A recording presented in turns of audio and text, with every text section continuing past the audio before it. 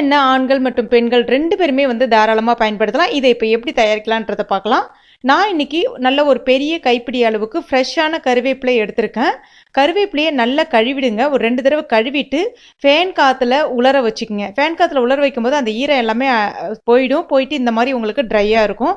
இப்போ இதை நம்ம ஒரு மிக்ஸி ஜாரில் கொஞ்சம் கூட தண்ணி ஊற்றாமல் நல்லா கொரகொரப்பாக இந்த மாதிரி அரைச்சி எடுத்துக்கங்க.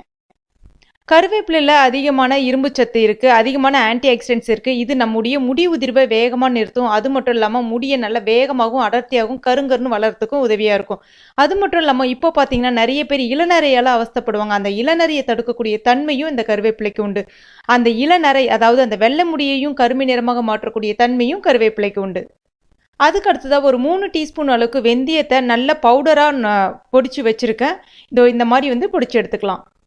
அடுத்ததாக ஒரு இரும்பு கடாய் ஒன்று எடுத்துங்க. இரும்பு கடாய் இல்லை அப்படின்னா வீட்டில் இருக்கக்கூடிய சில்வர் பாத்திரத்தை பயன்படுத்துங்க. அலுமினிய பாத்திரமோ இல்லைனா வந்து நான்ஸ்டிக் பாத்திரமோ பயன்படுத்த வேண்டாம்.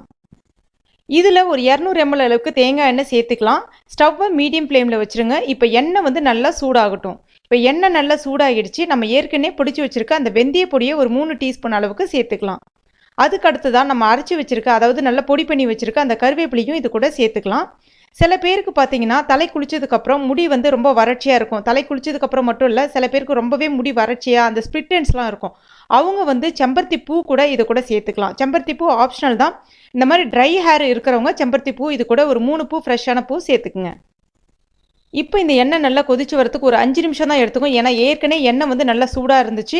ஸ்டவ்வை மீடியம் ஃப்ளேமில் வச்சு பண்ணுங்கள். ரொம்ப ஹை ஃப்ளேமில் வைக்கக்கூடாது. இன்னும் கேட்டால் சிம்மில் ஃபுல்லாக வச்சுருங்க. இப்போ இதில் இருக்கக்கூடிய அந்த ஈர சலசலப்பு எல்லாமே உங்களுக்கு கம்ப்ளீட்டாக அடங்கிடும். அடங்கின பிறகு எட்டிடுங்க. ஏன்னா அந்த ஈரம் இருந்துச்சுன்னா எண்ணெய் வந்து உங்களுக்கு கெட்டு போயிடும். இப்போ பார்த்தீங்கன்னா இந்த மாதிரி உங்களுக்கு ஈர சலசலப்பு எல்லாமே கம்ப்ளீட்டாக அடங்கின பிறகு எடுத்திங்கன்னா இந்த எண்ணெய் உங்களுக்கு 3 மாதம் ஆனாலும் கெட்டு போகாமல் இருக்கும். இப்போ இந்த எண்ணெய் ரெடி ஆகிடுச்சு. இப்போ நம்ம ஸ்டவ்வை ஆஃப் பண்ணிடலாம். இந்த எண்ணெய் இதிலே ஒரு 4 மணி நேரம் அப்படியே இருக்கட்டும். அப்போ தான் அதில் இருக்கக்கூடிய எசன்ஸ் எல்லாமே கம்ப்ளீட்டாக உங்களுக்கு அதில் இறங்க ஆரம்பிக்கும். இப்போ 4 மணி நேரம் ஆகிடுச்சு. இதை நம்ம வடிகட்டிக்கலாம். வடிகட்டிட்டு நம்ம ஒரு கிளாஸ் பாட்டில், அதாவது கண்ணாடி பாட்டில் இருந்துச்சா பயன்படுத்துங்க. இல்லைனா வேறு ஏதாவது சில்வர் ஏர்டைட் கண்டெய்னர் இருந்தால் கூட நீங்கள் அதில் ஸ்டோர் பண்ணி வச்சுக்கலாம். இப்போ இந்த எண்ணெயிலேருந்து நான் உங்களுக்கு கொஞ்சமாக ஊற்றி கட்டுறேன் பாருங்கள். எந்த அளவுக்கு உங்களுக்கு நல்லா அதாவது அடர் பச்சை நிறமாக இருக்குது பாருங்கள். நல்ல ஒரு அருமையான எண்ணெய் இது. இது கொஞ்சம் கூட உங்களுக்கு அந்த பேட் ஸ்மெல் அந்த மாதிரி எதுவும் வராது. நல்ல ஒரு அருமையான வாசனை இருக்கும். இதை நீங்கள் வெளியில் ரெகுலர் ஹேர் ஆயிலாக அப்ளை பண்ணிட்டு போகலாம். சப்போஸ் உங்களால் அந்த மாதிரி அப்ளை பண்ண முடியாதவங்க நைட்டில் கொஞ்சமாக கேஸ்டர் ஆயில் கூட, அதாவது 25% கேஸ்டர் ஆயில் இதோட மிக்ஸ் பண்ணி வச்சுக்கிட்டிங்கன்னா நைட்டில் அப்ளை பண்ணிவிடுங்க. நல்லா உங்களுடைய முடியோட வேர்க்கால்களை நல்லா அப்ளை பண்ணிவிட்டு மறுநாள் காலையில் கூட ஹேர் வாஷ் பண்ணிவிடுங்க. இந்த எண்ணெயை நீங்கள் வாரத்தில் 3 தடவை மட்டும் அப்ளை பண்ணிவிட்டு, அதாவது நைட்டில் அப்ளை பண்ணிவிட்டு மறுநாள் காலில் கூட தலைக்கு குளிக்கிறதா இருந்தால் குளிக்கலாம். ஆனால் சில பேர், இது என்னுடைய கைண்ட் ரிக்வெஸ்ட், தயவு செய்து வாரம் ஃபுல்லாக டெய்லியுமே தலைக்கு குளிக்காதீங்க. அந்த மாதிரி டெய்லியும் தலைக்கு குளிக்கும்போது ஷாம்பு யூஸ் பண்ணி குளிக்கிறீங்கன்னா ஷாம்பில் இருக்கக்கூடிய அதிகப்படியான கெமிக்கல் உங்களுடைய முடி வளர்ச்சியை தடுக்கும், முடி உதிர்வை வந்து அதிகப்படுத்தும். அதனால் ரெகுலராக தலைக்கு குளிக்கிறத ஸ்டாப் பண்ணிவிட்டு அட்லீஸ்ட் வாரத்தில் 3 தடவை மட்டும் தலைக்கு குளிக்கிறத பாருங்கள். இது கொஞ்சம் கூட அந்த பிசுபிசுப்பு தன்மை அந்த மாதிரி எதுவும் இல்லை. ஸ்கூலுக்கு போகிற பசங்க எல்லாருமே வந்து ரெகுலர் ஹேர் ஆயில் அப்ளை பண்ணலாம்.